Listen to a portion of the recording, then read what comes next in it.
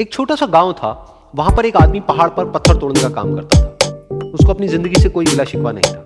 पूरा दिन वो काम करता, मेहनत करता। दिन के एंड में जो थोड़ा बहुत पैसा मिलता वो जा करके अपने परिवार के साथ में थोड़ा सा टाइम स्पेंड करता और चैन से सो जाता।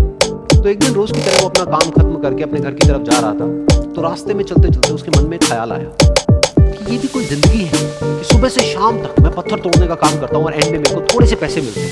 इसमें मुश्किल से मेरा और मेरे परिवार का गुजारा हो पाता है। काश कुछ ऐसा हो जाए कि कहीं से मुझे कोई ऐसी शक्ति मिल जाए कि जो भी मैं चाहता हूँ वो सच हो जाए। वो अपने घर पर गया, उसने खाना खाया, लेकिन उसका ध्यान खाने की तरफ नहीं था। उसके दिमाग में यही ख्याल चल रहा था। उसके बाद में वो यही सोचते सोचते सो गया। फिर नींद आने के कुछ देर बाद उसको एक सपना आया। सपने में उसने देखा कि रोज की तरह वो अपना काम खत्म करके अपने घर लौट रहा था। रास्ते में उसने एक बहुत ही बड़ा घर देखा और उसके मन में आया कि काश ये घर मेरा होता और मैं इसका मालिक होता। और उसके सोचते ही वो उस घर का मालिक बन गया।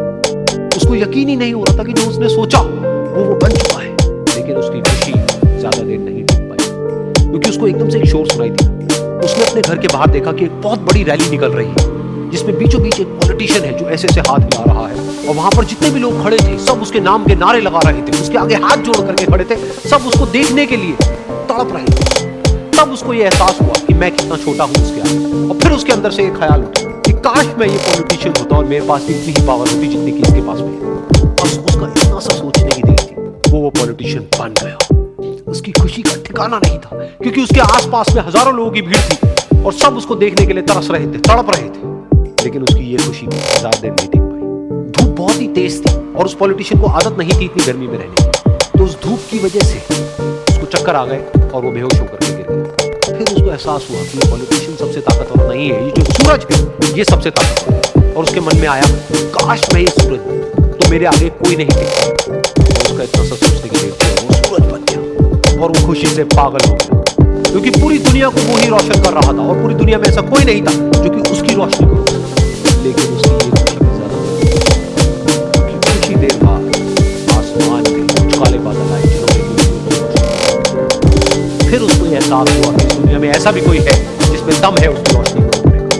और उसके मन में आया कि काश मैं वो बादल बन जाऊं। और वो बादल बन गया और आसमान में उड़ने लगा। उसको ऐसा लगा कि मैं आसमान में उड़ रहा हूं और अब मैं जहां चाहे वहां जा सकता हूं। लेकिन कुछ देर बाद वहां पर एक बहुत तेज हवा का झोंका आया जो उस बादलों को उड़ा दिया। फिर उसे ये समझ आया कि जो बादल है वो सूरज की रोशनी को तो रोक सकते हैं लेकिन हवा को नहीं रोक सकते। ये हवा उसको बहा सकती है। फिर उसके मन में आया कि काश मैं ये हवा बन जाऊं। और वो हवा बन गया। हवा बनने के बाद उसको अपने अंदर एक अलग ही ऊर्जा का अनुभव हुआ। चाहे तो आराम से बैठता और चाहे तो आंधी बन करके, तूफान बन करके, जिसको भी चाहे उड़ा करके ले जाता। उसको ये विश्वास होने ही लगा था कि इस दुनिया में सबसे ज्यादा शक्तिशाली मैं हूं। लेकिन तभी उसके सामने आया एक पहाड़। उसने अपनी पूरी ताकत लगा दी लेकिन उस पहाड़ को वो इतना सा भी नहीं हिला। तब उसको एहसास हुआ कि इस दुनिया में कोई है जो हवा से भी ज्यादा शक्तिशाली है, जिसमें दम है उस हवा को रोकने का। फिर उसके मन में आया कि काश मैं ये पहाड़ होता। और वो पहाड़ बन गया। लेकिन हर बार की तरह इस बार भी उसकी खुशी ज्यादा देर तक नहीं टिक पाई। उसको एक जानी पहचानी सी आवाज सुनाई दी और साथ ही साथ उसको दर्द होने लगा, जैसे कि कोई है जो उसको तोड़ रहा है, उसको मार रहा है। तो दर्द से वो चीखने लगा और उसके मन में आया कि काश मैं वो बन जाऊं क्योंकि इस पहाड़ को तोड़ने का दम रखता है। लेकिन इस बार उसकी ये ख्वाहिश पूरी नहीं हुई। वो रोने लगा, चीखने लगा, चिल्लाने लगा। उसने अपनी पूरी जान लगा दी लेकिन इस बार वो नहीं बन पाया।